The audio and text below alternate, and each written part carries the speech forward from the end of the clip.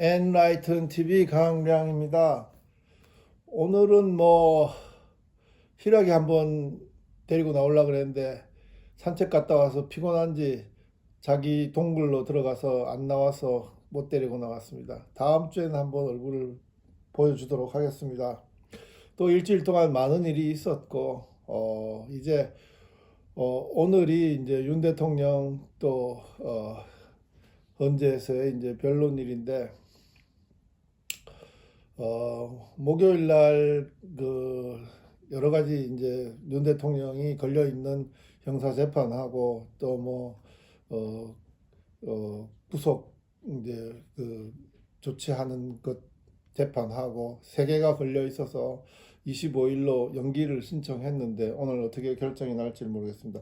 원래는 내일 이제 그런 거 보고 유튜브 하는 날인데 내일 자유총연맹에서 프리덤 가디언에서 와서 강연을 한번 해달라고 해서 내일 시간 일정이 바빠서 하루 땡겨서 오늘 이제 유튜브를 올립니다.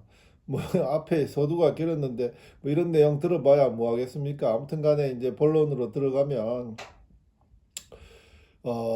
우리가 이제 지금 제가 며칠 전에 청계천에서 이제 세이브 코리아 우리 전환길 강사가 일타 강사가 하는 그도 이제 참석을 했고 그다음에 이제 광주 금남로에서의 이제 집회 과정도 이제 TV를 통해 그날은 제가 이제 회사 아카데미 하는 날이어서 사실은 지인께서 고속버스 자리를 마련을 해주시고 같이 가자고 했지만 회사과 때문에 이제 못 갔습니다. 그래서 이제 텔레비를 통해서 이제 봤습니다. 아무튼 간에 하나 놀란 거는 제 주변을 둘러싼 수많은 인파들이 대부분 2030이었다는 겁니다. 그래서 이제는 이제 드디어 젊은 층이 저 악랄한 종북 주사파 악령들의 말도 안 되는 대한민국 파괴, 미래 파괴 징후들을 다 간파하고 이제는 이제 일선에서 젊은 친구들이 나서서 함께 외쳐주니까 이제는 참 가슴이 뭉클했습니다. 과거에는 그냥 할아버지 할머니 이빨 빠진 틀딱이라 그랬나요? 젊은 친구들이 비아냥거리면서 왜 아스팔트에서 저러는지 이해를 못했다 하는데 이제야 알겠다 그러면서 미안합니다, 감사합니다 이렇게 외쳐대니 솔직히 그 얘기를 듣는 제 코끝도 찡했습니다. 이제 그게 이제 소위 이제 대한민국이 살아나려는 이제 윤석열 대통령이 탄핵에서 벗어나서 다시 이제 새로운 저는 지금 이상하게 국힘당 쪽에서 정치 날파리들이 조기 대선에 대해서 이렇게 움직임이 있고 또 이 한동훈이라는 친구가 이제 또 세력을 결집해 가지고 나오려고 그러고 그럼 한동훈만 있습니까? 이준석이도 있고 그다음에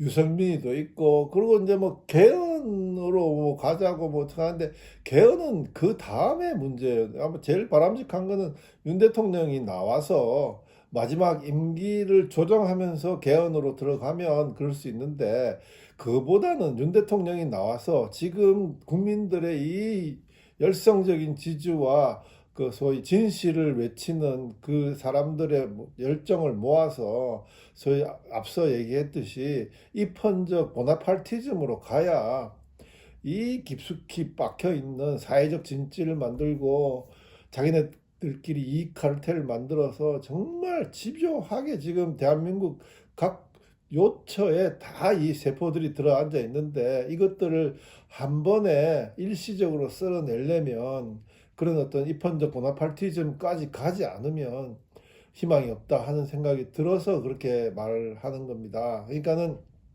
이번에 또 적당히 이제 맞춰 가지고 그렇게 이제 대선을 해서 우리 이제 소위 그 보수도 아니죠. 아무튼 국힘당 쪽에서 정권을 연장하면 되지 않느냐. 이거 굉장히 나이브한 얘기입니다. 정권 연장이 되지 않을 뿐더러 그 다음에 이 사람들이 그렇게 해가지고 또 정권을 연장해서 그 통치를 한다 하더라도 이미 지금 사회적 진지와 그 기동전까지 다 준비되어 있는 자금과 조직과 인원과 그 다음에 북한과 중국의 지원을 받고 있는 이 세력들을 감당할 수가 없어요. 그러니까 지금까지 대한민국이 이렇게 된 정말 결정적인 이유 중에는 그 기회주의적인 정치가들의 그 특히 국힘당을 중심으로 하는 이제만 밝히는 그 기회주의적 정치가들의 소위 무사안일주의, 그 다음에 직무태만, 그 다음에 적을 제대로 인식하지 못하는 그런 아씨와 도련님 같은 자기 대접만 받고자 하는 그런 어떤 어처구니 없는 그 국회의원들의 패착이 크게 작용을 했습니다. 그러니 저쪽에서는 또 한 번 얘기할게요. 다른 거 다 필요 없고 남북한이 유엔 동시가입할 때 김일성이 극구 반대하면서 지령을 내려서 그때 1991년 1년 3월부터 6월까지 그걸 분신정국이라 하는데 대학생들을 주축으로 해서 1991년에 노태우 정권 때죠. 3월부터 6월까지 수차례 끊임없는 그 소요가 일어나고 데모가 일어났는데 그 사이에 대학생하고 노동자들 합쳐서 14명이 분신 자살을 합니다. 그러니까는 이쪽 진영에 있어가지고의 그 소위 기본적인 이 악령들의 마음가짐 속에는 언제든지 폭력투쟁이나 유혈투쟁을 생각을 하고 있는 사람들입니다. 그러니까는 지금 곳간에서 인심 나듯이 이제 다 이게 차곡차곡 이제 합법적으로 법을 가장해서 이렇게 들어가 있어서 이게 이제 소위 가만히 있는 거예요. 한마디로. 지금도 뭐 그 윤석열 대통령의 계엄에 대해서 지금 보십시오. 그 박선원이하고 김병주하고 조작을 해가지고 윽박 질려가지고 지금 군 장성들이 이상한 소리를 하고 그게 이제 지금 하나하나 밝혀지고 있는 상황인데 참으로 아무튼 지금 우리가 상황이 딱한 게 어제 이제 시간을 들여서 김현태 그 707 단장의 그 소위 스모킹 건이죠. 진실을 밝히는 그 얘기들이 소위 방송 3사나 언론을 통해서 나오나고 가만히 지켜봤더니 종편에서 언급되는 거 외에는 공중파 방송에서 언급조차도 하지 않더라고요. 그리고 신문들도 뭐 완전히 지금 일방적으로 뭐 내란 숙의 계엄에 대한 책임을 윤 대통령에 묻는 식으로 지금 국민을 호도하고 있지 않습니까? 언론 방송이 국민을 가르치는 선생이에요. 그러니까 이 선생, 국민을 가르치는 선생의 입장에 있는, 교육자 입장에 있는 언론 방송이 이렇게 일방적으로 가고 있고, 헌재도 지금 이렇게 일방적으로 가고 있는데, 천만다행으로 하늘이 도우사 지금까지 문재인을 통해서 학습 효과를 가진 국민들이 깨어나서 이제 국민들이 이제 지금 이렇게 저항하면서 올라가는 겁니다. 이제 이거는 참 막기가 힘들 거예요. 그러니까 저쪽들도 이제 굉장히 긴장하고 거기에 대해서 이제 또 다른 사회 공작, 정치 공작, 언어 공작 여러 가지를 하는데 아무튼 기가 막히지 않습니까? 뭐 일찍이 뭐 가슴 우쪽거리에 대한민국 태극기 배지를 달고 나온 건 물론이고 이제는 과거에 우리가 그들에게 썼던 뭐 조폭 조직이다, 양아치 조직이다 또는 뭐 일만 열면 거짓말을 한다. 또는 뭐 정말 그 대한민국을 파괴하는 그런 인간들이다라고 우리가 얘기했던 것을 지금 그대로 반사를 해가지고 그들 반복하면서 국힘당이나 소위 극으로 몰리고 있는 세이브 코리아 또는 광화문에서의 그 집회 과정을 지금 매도를 하고 있습니다. 근데 이제는 국민들이 더 이상 속지 않죠. 그런 이제 상황이 돼 가고 있는 거죠. 근데 우리 저쪽에서는 항상 이념만 생각을 하고 있는 부류이기 때문에 그 이념 공작을 위해서 이제 시대적인 사조나 소위 이런저런 학자들이 얘기하는 그 이슈들을 굉장히 나름대로 먼저 선점을 해서 그거를 자기들끼리 이제 조작을 해서 선동으로 이용하는 게 굉장히 강합니다. 근데 반면에 이제 우리 보수 우파 자유애국 시민들은 그런데 아니 먹고 살기 바쁘고 열심히 자기 생활하고 개인 위주죠.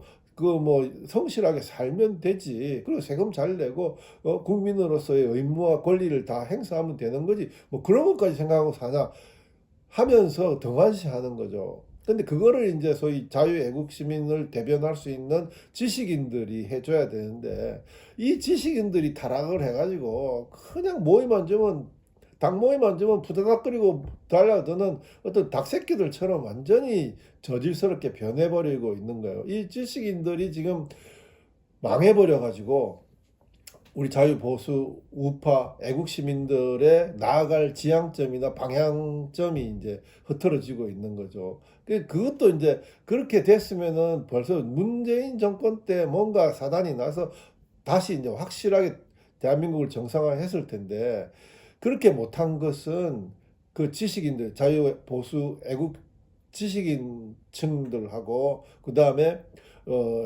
보수 우파를 대변한다는 국힘당의 국회의원들의 소위 그 과오가 굉장히 큰 겁니다. 2018년인가요? 민주주의는 왜 파괴되는가? 민주주의는 왜 망하는가? 하는 걸로 하버드 대학 교수가 How Democracy Dies라는 걸로 써서 이제 미국에서 그 베스트셀러가 되고 아주 선풍적인 인기를 거뒀는데 그 책의 내용이 바로 제가 지금 얘기하는 소위 국민들이 어떻게 다 계몽인이 됩니까? 국민들이 다 어떻게 아주 뭐 석박사 이상의 고매한 지식을 가지고 근데 국민들이 뭐 어떻게 모든 것을 가름할 수 있는 소위 말이 좋아서 시민의 덕목이죠. 공동성과 자기 희생과 자기 절제를 할 수 있는 그런 사람이 됩니까? 그렇게 될 수 있도록 리더가 있어야 되는데 왜 민주주의가 파괴가 되냐 하면은 그런 리더들이 다 오염돼서 없어졌다는 거죠. 특히 정치인들의 잘못이 크다라는 걸로 이제 그 책을 이제 얘기를 하는데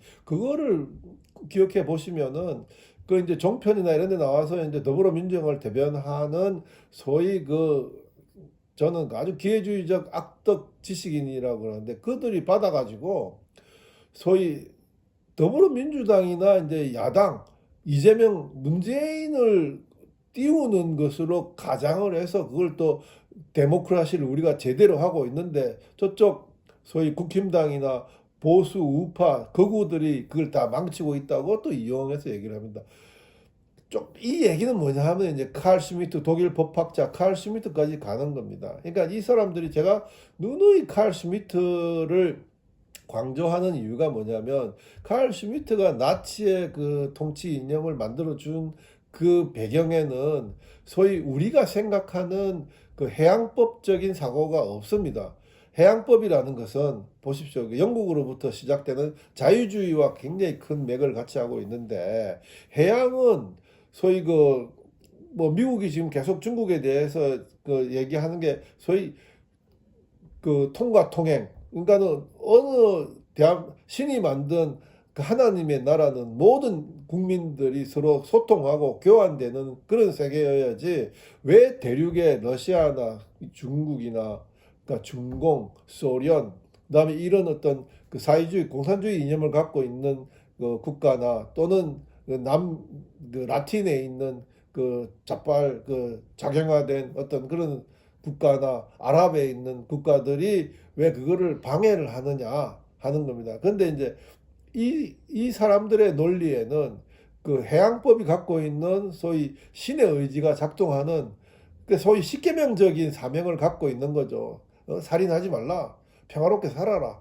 그리고 우애롭게 살아라. 이웃을 존중해 줘라. 그리고 정직하게 성실하게 살아라 하는 그 신의 뜻이 들어가 있는 그런 어떤 자연법적 구조를 갖고 있는 건데 근데 반면에 대륙법이라는 것은 칼 슈미트가 얘기하는 것은 한번 대륙을 보십시오. 대륙은 물론 어떤 종교적인 이원론적 세계도 안 갖고 있지만 사회주의 공산주의로 가면 그칼 마르크스가 뭐라고 그랬어요? 종교는 인민의 아편이다 그랬다고. 그러니까 결정적인 그 역사 결정주의에 있어가지고 소위 그 시대적인 변화에 따라서 자본주의가 몰락하면서 프롤레타리아가 혁명을 통해서 유상계급, 무상계급이 유토피아를 만드는 그런 어떤 결정적인 역사 발전론을 갖고 있는 거예요. 그러니까 그 안에는 어떤 신과 개인, 또 개인의 어떤 자유 이런 것들이 없는 거예요. 그냥 개인이라는 것은 인간이라는 것은 그 조직의 하나의 구성 단위로 그냥 하나의 그 부품으로 작용할 뿐이지. 그런 이제 있거든요. 이게 칼 슈미트가 얘기하면 그러니까는 지금 뭐 이제 뭐 오래 가면 근대를 향한 소위 주권 그 다음에 이제 사회계약을 통한 그 국민국가, 주권국가의 탄생, 근대까지 가는 시작을 이제 14세기, 15세기에 그 마키아벨리, 이탈리아의 철학자 마키아벨리, 그 다음에 그 이어서 프랑스의 철학자 장 보댕, 주권론이죠. 국가 주권론. 그 장 보댕을 이어서 이제 영국의 토마스 홉스, 첫 번째로 이제 소위 시민과 군주 간의 계약 관계를 통해서 그렇게 이제 시민의 자유와 생명권과 재산을 보호받는 그런 어떤 국가 계약이 이제 성립된 그 이후에 그걸 바탕으로 해서 존 로크가 나와서 시민정부론을 해서 1688년 영국은 세계 최초로 소위 국회가 다스리는 국민의 대변인인 국회가 의회가 다스리는 입헌 군주제가 됩니다. 이게 이제 소위 일종의 이제 그 자유주의를 기반으로 한 소위 근대 계몽 철학의 한 맥이죠. 근데 반면에 유럽 대륙을 한번 보면 프랑스도 스페인도 아무튼 1517년 종교개혁 이후로 그 전에도 굉장한 싸움이 있었지만은 아무튼 그 교권과 왕권 간의 다툼, 그 다음에 그 종교개혁 이후에 수많은 소위 신교와 구교 간의 다툼 이런 것들이 있어가지고 매일 전쟁을 쳤어요, 매일. 그러니까 영국 같은 경우는 딱 바다로 분리되어 있어가지고 그 안에서 상당히 그 소위 그 국민이 주인이 될 수 있는 자유주의적인 어떤 사회 내부의 구조를 상당히 선진적으로 빨리 만들 수가 있었는데 그건 외침이 없어서 그래요. 그 외침을 바다가 막아줬죠. 그러니까는 영국을 침범하려면 일단은 어마어마한 해군력을 갖고 있어야 돼. 결국 나폴레옹도 해군력이 약해가지고 처음으로 소위 그 영국의 넬슨 제독한테 졌지 않습니까? 그 나폴레옹이 한 게 뭡니까? 대륙 봉쇄령 아닙니까? 그러니까 영국은 그런 덕을 많이 봐요. 영국은 또 대신에 해군력이 굉장히 세죠. 그 영국의 엘리자베스 1세의 해군력이 그 당시에 최고의 무적 함대였던 스페인 무적 함대를 이기고 17세기부터 해가 지지 않는 대영 제국을 만들어 가는 겁니다. 그러니까 해군력이 굉장히 세서 그렇게 보호를 받아서 소위 내부적인 사회개혁과 소위 국민들이 주인이 될 수 있는 정치적 환경을 그렇게 만들어요. 정당도 제일 먼저 만들어졌지 않습니까? 그러니까 휘그당이나 토리당 같은 경우에는 뭐 다른 대륙에서의 정당 활동보다는 200년 정도 앞서가는 거예요. 그러니까 그만큼 이제 그럴 수 있는 자격이 됐고, 대륙은 반면에 하루가 멀다 하고 전쟁을 하다 보니까 제일 먼저 영국의 자유주의는 소위 그 근대를 향한 개인의 어떤 주권 관계, 개인과 군주의 주권 관계, 사회 계약 관계 이것들이 올라갔는데 유럽 대륙은 생존이 급급한 거예요. 생존이. 응? 그러니까는 딱 칼슈미트가 하는 얘기가 뭐냐면 국가가 살아 있어야 그 안에 개인의 자유와 생명과 재산과 그 행복 추구도 보장되는 거지. 국가가 생존하지 못한 다음에야 무슨 개인이 있고 무슨 권리가 있고 무슨 자유가 있냐고 이렇게 얘기를 하거든. 틀린 말이 아니거든요. 왜냐하면 그렇게 좀 희미하게 살다가 그냥 그 외부 세력이 침략해 와가지고 그 완전히 점령당해 버리면 그 안에 뭐 개인이 원하는 권리와 의무라는 것은 있을 수가 없는 거예요. 그래서 이제 칼 슈미트는 토마스 홉스가 얘기했던 그 자연상 태 개인을 위주로 하는 개인과 개인의 다툼, 소위 만인에 대한 만인의 투쟁 그런 거 없다. 개인 중심이라는 게 없다. 정치라는 것은 완전히 집단과 집단 간의 대립이다. 집단 속에서 소위 우적 관계를 가려내는 것이 정치의 주된 목적이다. 그러니까 우리 집단과 타 집단에 대해서 저 집단이 우리와 프렌드인지 아니면 적대적 관계인지 그걸 가려내는 것이 정치의 본질이다. 왜? 정치라는 것은 소위 국민이라는 이름의 그 본질적 존재를 만드는 핵심이니까 그렇다. 이게 좀 어려운 말인데 정치를 통해서 국민이 만들어진 거죠. 우리도 그렇지 않습니까? 우리도 봉건 이시왕조를 넘어서 36년의 그 일본 지배하에서 우리가 뭐 국민이라고 생각한 적이 한 번도 없어요. 그런데 아주 미국에서 30년 이상을 교육받고 확실하게 자유민주주의를 이해하고 오신 우남 이성만 건국 대통령에 의해서 그분의 노력과 지도력에 의해서 우리가 5천 년 역사의 한민족이라는 그건 말도 안 되는 얘기인데 단지 신채호가 만들어낸 저항민족주의를 위해서 만들어낸 우상인데 다들 그렇게 또 믿고 있지 않습니까? 우리 혼혈민족이에요. 뭐 유일한 한민족 이런 거 없어요. 근데 그 무지몽매한 전 근대적인 사람들을 이승만 대통령이 자유민주주의를 심어주면서 벼락 국민을 만든 거 아닙니까? 벼락 국민을. 그러니까 하루아침에 국민이 돼버렸는데, 그 국민이 뭘 하는 사람이고, 어떤 의무와 권리를 갖는지도 모르는 거예요. 그러니까 일단은 그런 어떤 계몽된 국민들이 모여져서 혁명을 통하든지 아니면은 점차적인 개혁을 통하든지 영국이나 프랑스처럼 그렇게 해서 이제 근대국가로 나가는데 우리는 근대국가가 먼저 돼버린 거예요. 그러니까 근대국가가 되다 보니까 근대국가를 운영할 수 있는 국민 만들기, 그 피플 빌딩이 안 된 거예요. 일단 피플 빌딩이 되고 그다음에 국가 건설, 네이션 빌딩이 되는 순서가 이렇게 가는데 우리는 거꾸로 됐단 말이에요. 그러니까는 지금도 뭐 수많은 대한민국의 국민이라는 사람들이 아마 자유, 평등, 인권 이런 것들이 아마 물으면 좋은 거요. 그럴 거예요. 뭐 호빵이나 또는 뭐 이런 뭐 맛있는 과자 같이 생각을 할 거예요. 그 단어 안에 들어가 있는 엄청난 역사와 투쟁과 피해 어떤 흐름을 자유를 향한 피해 흐름을 아무도 인식하는 사람이 없어요. 그러니까 이제 하나의 뭐 꼭 상품 다루듯이 자유, 평등, 인권을 얘기하는데 그렇게 해가지고는 자유, 평등, 인권이 들어가 있는 자유민주주의를 지켜낼 수가 없는 거예요. 그래서 지금 이 좌익 악마들한테, 악령들한테 이제 코가 껴가지고 여기까지 온 겁니다. 그렇게 되는 거예요.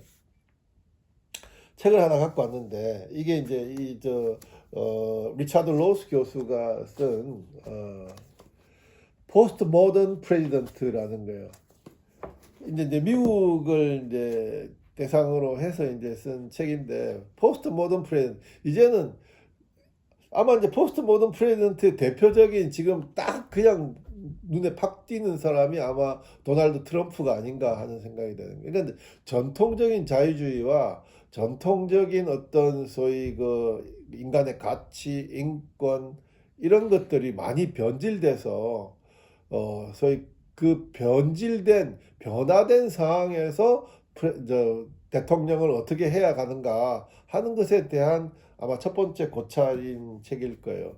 그러니까는 지금 이제 그 자본주의도 지금 좌익들이 하도 떠들고 난리를 치고 또 내부적인 어떤 어려움도 있고 모순도 있었기 때문에 수정 자본주의가 돼 가지고 지금 이제 소위 근대 국가가 갖고 있는 속성과 지금 우리가 살고 있는 현대 국가가 갖고 있는 속성의 딱 차이점 중에 하나가 뭐냐면 복지제도입니다. 복지제도. 그러니까는 하도 이제 소위 빈부격차가 세워지고 이제 무슨 뭐 저 무상계급들의 그 주권자인 무상계급들의 요구가 많아지다 보니까 모든 이제 자유민주주의 국가들은 무상계급에 대한 배려가 굉장히 많아졌죠. 그래갖고 이제 그게 이제 일종의 복지 형태로 돼가지고 굉장히 이미 이제 우리 모든 지금 21세기를 사는 자유민주주의 국가들은 사회주의적인 속성이 굉장히 많아요, 이미.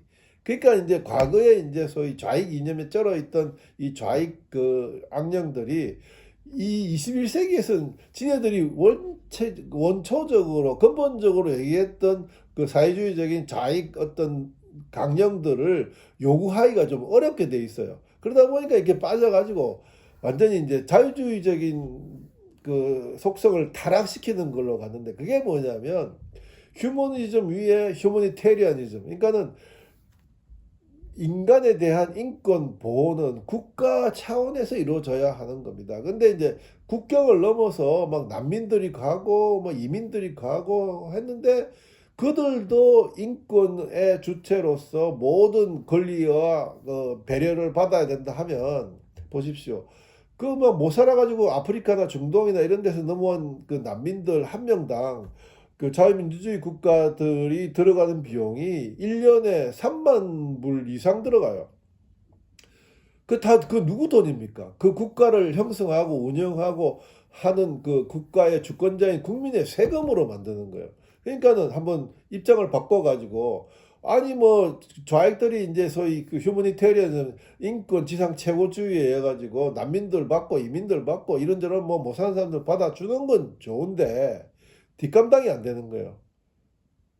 그러니까 이제 내부적인 혼란이 생기고, 이제 그 많이 들어온 난민들에 대한 차별 정책이 오는 거고, 그 차별을 또 견디지 못한 난민의 2세들이 폭동을 일으키는 거예요. 그게 지금 스웨덴입니다. 며칠 전에도 스웨덴 스톡홀름에서 총기 사고가 나가지고 7명인가가 죽었어요. 그 북구 서구 북유럽 민주주의, 사회민주주의에 가깝다라는, 그러니까 그 자유민주주의예요. 그러니까 자유민주주의도 좌우에 스펙트럼이 있는데, 그 자유민주주의의 스펙트럼 중에 가장 좌측에 있는 민주주의, 자유민주주의가 바로 북유럽 사회민주주의예요. 아주 대단한 국민 개인들이 있는 합의를 통해서 통치를 만들어낸 그런 선진국이죠. 근데 그거 지금 어떻게 됐어요? 지금 몇 년째 스웨덴에서 폭탄 사고, 기관총 사고, 총소리가 끊어지지가 않았습니다. 그렇게 되어버렸어요. 노르웨이도 지금 난리가 나고. 그러니까 못 사는 사람들이 인권 차원에서 배려받고, 그다음에 흑인이나 유색인종이나, 그다음에 이제 소위 뭐 호모, 그다음에 뭐 이런 사람들도 다 보호받아야 된다. 며칠 전에 트럼프가 한 짓이 뭡니까? 미국 군인 내 소위 트랜스젠더가 군인이 되는 걸 금지한다. 그러니까 이제 사실 트랜스젠더가 이제 군인이 되면 그 사람을 관리하거나 복지 차원에서 이렇게 하는데 엄청난 비용이 들어요. 왜냐하면 그 사람들을 위한 침실이나 화장실이나 이런 모든 구조를 다 만들어줘야 되기 때문에 그런 거예요. 근데 우린 그렇게 구체적으로 생각 안 하죠. 그러니까 이제 막 국민의 텍스페이어들의 세금이 많이 들어가는 거예요. 그러니까 이제 그런 식입니다. 그리고 이제 뭐 이민자들 지금 다 추방하고 있지 않습니까? 그런 식입니다. 그리고 이제 뭐 마약을 빌미로 해가지고 소위 마약 유입처에 대해서 관세를 매기겠다고 하는 게 뭐냐면 이제 소위 국가 중심주의인데, 요기에 대해서 이제 또 한 번 하고 싶은 얘기는 뭐냐면, 그 우리나라에서 1958년인가 60년인가 아무튼 그 박현채라는 조선대학 교수 했던 아주 좌익의 아주 우두머리죠. 아이 뭐 대대로 뭐 정말 기가 막힌 뭐 대중경제론 개사과, 아무튼 말도 안 되는 어떤 억지를 쓴 박정희 대통령의 경제개발 정책에 막 완전히 뭐 아스팔트에 들어놓고 난리를 치는 그런 좌익인데, 그 사람이 번역한 책 중에 뭐냐면 에릭 홉스봄의 소위 The Long 19th Century라는 책이에요. 그러니까는 에릭 홉스봄은 그 19세기가 20세기를 만든 19세기가 길었는데, 아주 길었던 19세기라고 하면서 첫 번이 이제 소위 프랑스 혁명부터 1848년 2월 혁명까지의 혁명의 시대, 1848년부터 보불전쟁 1870년까지의 이제 소위 자본의 시대, 그다음에 보불전쟁 이후에 1870년부터 1차 대전까지 1917년까지를 소위 제국주의의 시대라고 구분을 하고, 제국주의의 시대에 대한 아주 고찰이 아주 잘 돼 있거든요. 에릭 홉스범은 물론 뭐 영국 공산당에 가입해서 이제 공산주의자라고 하는데 천만의 말씀. 엄청나게 실력을 갖춘 역사학자입니다. 절대 공산주의자가 아니고. 그러니까 아주 얄팍한 지식을 가지고 있는 자익들이 그렇게 이제 접근을 하다가 에릭 홉스범이 무슨 얘기를 하는지도 이해도 못해요. 그러니까 아무튼 그 박현철이라는 인간이 제국주의 시대라는 그 3권을 한국말로 번역을 해놓은 게 있어요. 그 옛날에 한길사에서 나왔는데, 한길사도 좀 쎄하죠. 그 친구들은 아무튼 그렇게 자익이 이렇게 카르텔을, 그 문화 카르텔을 형성하고 있는 겁니다. 근데 그때는 뭐냐 하면은 소위 그 영국의 1차 산업혁명 이후에 그 영국의 2차 산업혁명이 나는 거예요. 그 다음에 독일이 제국주의로 진출하고, 그러니까 막 많이 만들어냈는데 그걸 팔 수 있는 식민지가 필요하잖아요. 그러니까는 소위 그 보불전쟁에 승리한 독일의, 통일된 독일의 출현, 그 다음에 2차 산업혁명을 완성한 영국의 대량 생산 체제, 그다음에 뭐 그와 이제 또 같이 맥을 하려는 프랑스의 어떤 존재, 이런 것들이 이제 강대국인 제국주의로 나가는, 다 아시아로 나간 거죠. 그런 사유가 있었거든요. 그걸 지금 이제 좌익들은 트럼프가 지금 신제국주의를 한다고 지금 난리를 치고 있는데, 이것은 지금 내가 말을 했던 그 좌익들이 저 프란시스 후쿠야마가 얘기하는 소위 정체성 정치에 잘 드러나고 있어요. 그 좌익들이 지금 오판을 해가지고 좌익 사상을 이제 그나마 이제 주장을 하려고 하다 보니까 제대로 안 되고 지금 삑사리가 난 거죠. 삑사리가 나가지고 지금 좌익의 이름으로 지금 전 세계가 극우가 돼 가고 있어요. 극우가. 그렇지 않습니까? 지금 이탈리아, 영국, 그다음에 독일 전부 극우 정당이 지금 득세를 하고 있는 거예요. 이 상황은 신제국주의가 아니고 21세기 전 세계가 맡아 놓아 있는 그런 어떤 좌익들이 만들어 어떤 마이너리티 법이라든가 뭐 크리스마스로 얘기하지 못하는 어떤 그런 어떤 어퍼머티브 액트라든가 약간 뭐 이상한 아무튼 그 인권이라는 것을 걸어 가지고 무조건 사람이 평등해야 되고 무조건 보호받아야 되고 무조건 잘 살 수 있는 권리를 받아야 된다는 이런 어거지를 써가지고 만들어낸 현상에 대한 반발이에요.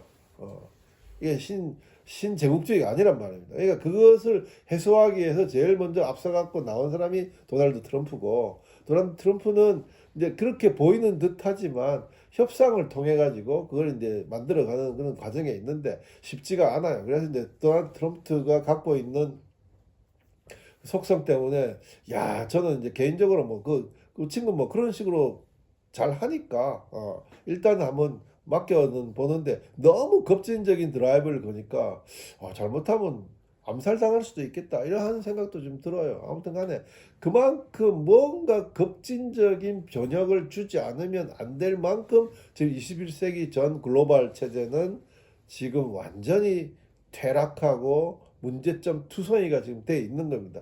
그 속에 이제 한국도 끼어 있는데 지금 한국은 지금 갈 길이 멀죠. 그러니까 지금 트럼프를 상대하기도 지금 거듭 아주 정말 힘든데 지금 이 내부적으로 이렇게 되어 있는 거예요.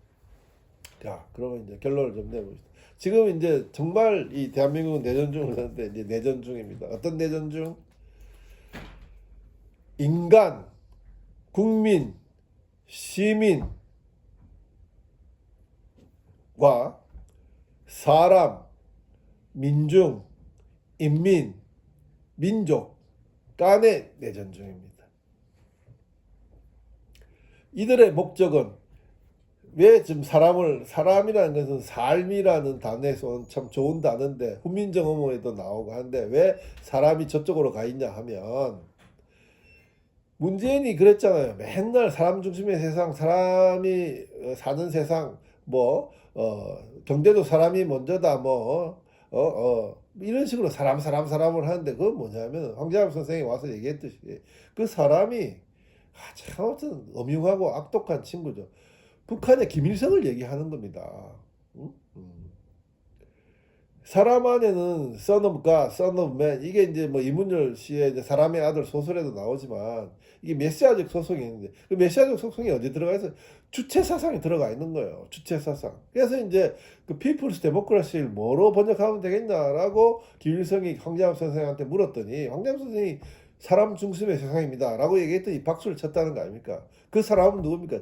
자기거든. 백두혈통. 그러니까 그 사람이 이제 일로 가 있는 거고 민중이 뭡니까? 독일의 어떤 그 민중 폭스라는데 여기서의 민중은 그 폭스 독일의 폭스도 아니에요. 종민도 아니고 소위 프랄레타리아 혁명을 할 수 있는 그 무상계급을 얘기하는 거예요. 자, 그다음에 인민은 인민민주주의의 그 인민들이고 자유민주주의가 아닌 그 반대에 있는 인민들이고 그다음에 민족은 뭡니까? 완전히 정치적 낭만주의에 빠져가지고 정치적 낭만주의가 다 어디로 갔습니까? 프랑스 혁명 이후에 다 공산주의로 가고 파시즘으로 가고 그 공통점이 뭐죠? 전체주의로 가 있는 거예요. 전체주의로. 그러니까는 소위 공산적 전체주의를 꿈꾸는 사람들과 지금 자유민주주의의 국민과 시민이 되고자 하는 인간이 되고자 하는 신의 영혼을 가진 인간이 되고자 하는 사람들 간에 지금 내전 중입니다. 여기서에는 타협이 없는 거예요. 지면 우리는 굴복당하는 거고 그렇게 무영혼의 도구화된 인간이 도구화된 그런 전체주의적 사회를 살아야 되는 거고 이기면은 그 세력들을 박멸시켜야 하는 겁니다. 그래서 이제 윤석열 대통령이 계속 투쟁을 해서 저는 뭐 정 안 되면 그냥 뭐 구치소에서 단식 투쟁도 했으면 좋겠어요. 이제는 윤 대통령하고 국민 둘밖에 없어요. 그러니까는 여기서 뭐 헐렁한 생각하는가 또는 뭐 조기 대선을 노리는 그 양아치 날파리 아주 그 정말 막 있는 욕을 다 해주고 싶은 그런 정치 양아치들하고는 일단은 거리를 두고 윤 대통령과 국민 둘 사이의 믿음으로써 그렇게 해서 치고 올라와서 지금 윤 대통령 여론조사 공정에서 이제 52%까지 갔는데 60% 넘으면 입헌적 보나팔티즘으로 그렇게 저쪽 진영을 정리할 수 있는 힘이 생깁니다. 그렇게 되길 이제 희망합니다. 오늘은 뭐 여기까지 하겠습니다. 경청해 주셔서